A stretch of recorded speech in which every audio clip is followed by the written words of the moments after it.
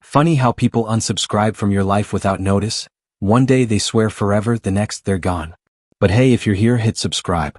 It's free, unlike loyalty. My fiancé and I had built a life together, or so I thought. For 1.5 years we shared an apartment, expenses, and dreams of the future. He had completed his MBA, while I had built a successful career in tech, earning a comfortable salary that allowed us to live well in our city. Then his mother arrived. She was supposed to stay for just a few months, long enough to find a teaching job and settle in. I agreed, believing it was temporary. But months passed and she never even applied for jobs. Instead, she made herself comfortable in our home, taking over the second bedroom I once used as an office.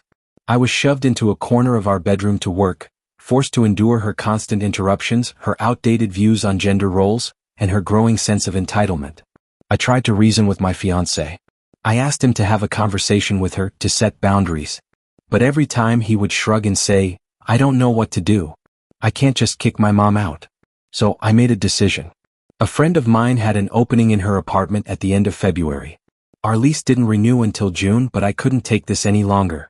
I could afford to split my rent between both apartments, even if it wasn't ideal. What I couldn't afford was to keep sacrificing my peace of mind, my career, and my dignity for a man who refused to stand up for me. The problem? If I left, my fiancé and his mother wouldn't be able to afford the apartment without me. And I knew, deep down, that they had been relying on me all along. Would leaving make me the villain? Or was I simply breaking free from a trap I hadn't realized I'd walked into? I thought that would be the end of it, but of course it wasn't. Sunday morning, I got a text from my ex saying he hoped we could still be friends. Friends? After everything. I stared at my phone for a long time before finally responding, "I don't think that's a good idea." I guess that was the wrong answer because within an hour I had another message. This time it was his mom. She sent me a long-winded, condescending text about how she hoped I would mature and learn the value of family, and that even though I had turned my back on her son, she would be the bigger person and forgive me. I laughed out loud. Forgive me? For what? For not letting her walk all over me? For refusing to be a doormat? I typed out a response, deleted it, typed another, deleted that too. In the end, I just blocked her number. I thought that was it, but then, because this woman refuses to let anything go, she showed up. At my new place. I was sitting on the couch, scrolling through my phone, when my friend peeked through the blinds and said, there's an older lady standing outside." I knew before even looking who it was. I went to the door but didn't open it. "What do you want?" I called through the wood. She sighed dramatically. "I just want to talk. There's nothing left to talk about."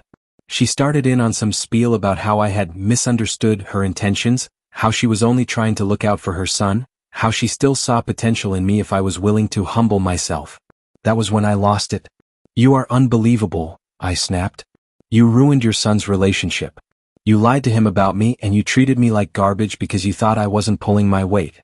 And now that you know the truth, you still refuse to take any responsibility? I don't owe you anything. I don't owe him anything. I'm done." She went silent for a moment, then scoffed. "I see. So you're just giving up." "Yeah," I said. "I'm giving up on you." I walked away from the door and eventually she left. I haven't heard from her since. My ex texted me a couple more times but I never responded. He made his choice when he let her walk all over me for months. That's not someone I want in my life. The weirdest thing? I don't feel sad. I feel free. This whole experience was a nightmare, but if there's one thing I've learned, it's this. Never let someone else decide your worth. Never stay where you're not respected. And never, ever let a grown man's mommy control your life. If this story resonated with you, let me know in the comments. Have you ever had to walk away from a toxic situation? Share your experiences, I'd love to hear them. And if you like this, don't forget to like, share, and subscribe for more stories on standing your ground and choosing yourself.